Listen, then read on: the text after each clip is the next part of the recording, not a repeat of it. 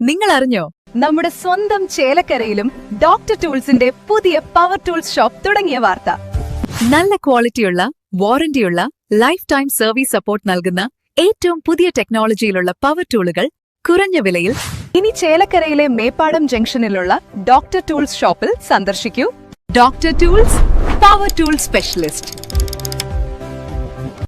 വടക്കാഞ്ചേരി അകമലയിൽ വീണ്ടും കാട്ടാനകളിറങ്ങി വ്യാപകമായ കൃഷിനാശം വരുത്തുന്നു. വിളവെടുപ്പിന് ഭാഗമായ ഏക്കർ കണക്കിന് നെൽകൃഷി നശിപ്പിച്ചത് കർഷകരെ വലിയ ദുരിതത്തിലാഴ്ത്തിയിരിക്കുകയാണ്.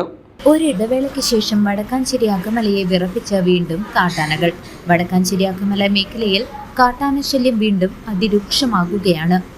ഇടവേളയ്ക്ക് ശേഷം ജനവാസ മേഖലയിലേക്കും കൃഷിയിടങ്ങളിലേക്കും കാട്ടാനകൾ കൂട്ടത്തോടെ ഇറങ്ങുന്നത് പ്രദേശവാസികളെയും കർഷകരെയും ഒരുപോലെ ഭീതിയിലാഴ്ത്തിയിരിക്കുകയാണ്.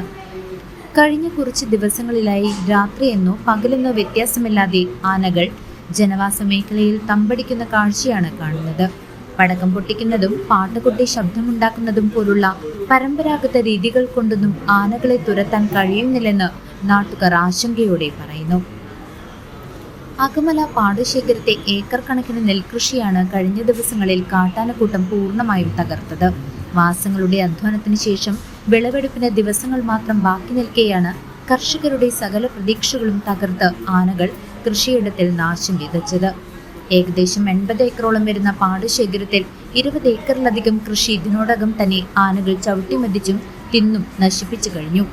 കടം വാങ്ങിയും വായ്പയെടുത്തുമാണ് തങ്ങൾ കൃഷി ഇറക്കിയതെന്നും ഇത്രയും വലിയ നഷ്ടം സഹിക്കാനാവാത്തതിനാൽ ഇനി കൃഷിപ്പണിയിലേക്കില്ലെന്നും കർഷകർ വേദനയോടെ വ്യക്തമാക്കുന്നു. ആനകൾ കൃഷിയിടങ്ങളിൽ വിഹരിക്കുന്ന ദൃശ്യങ്ങൾ പ്രദേശവാസികൾ മൊബൈലിൽ പകർത്തിയിട്ടുണ്ട്. വനമേഖലയിൽ നിന്നും ജനവാസ മേഖലയിലേക്ക് വന്യമൃഗങ്ങൾ ഇറങ്ങുന്നത് പതിവായതോടെ ജീവനും സ്വത്തിനും സംരക്ഷണം നൽകാൻ അധികൃതർ തയ്യാറാകണമെന്ന് നാട്ടുകാർ ആവശ്യപ്പെടുന്നു. സംഭവം ശ്രദ്ധയിൽപ്പെട്ടതിനെ തുടർന്ന് ജനപ്രതിനിധികൾ സ്ഥലത്തെത്തി സ്ഥിതിഗതികൾ വിലയിരുത്തിയിട്ടുണ്ട്. ആനശല്യത്തിന് ശാശ്വതമായ പരിഹാരം കാണണമെന്നും തകർന്നുപോയ കർഷകർക്ക് അർഹമായ നഷ്ടപരിഹാരം ഉടൻ ലഭ്യമാക്കണമെന്നുമാണ് പ്രദേശവാസികളുടെ പ്രധാന ആവശ്യം. വനംവകുപ്പിന്റെ ഭാഗത്തു നിന്നും അടിയന്തരവും ശക്തവുമായ ഇടപെടൽ ഉണ്ടാകുമെന്ന് അധികൃതർ ഉറപ്പു നൽകിയിട്ടുണ്ട്. News desk CCV.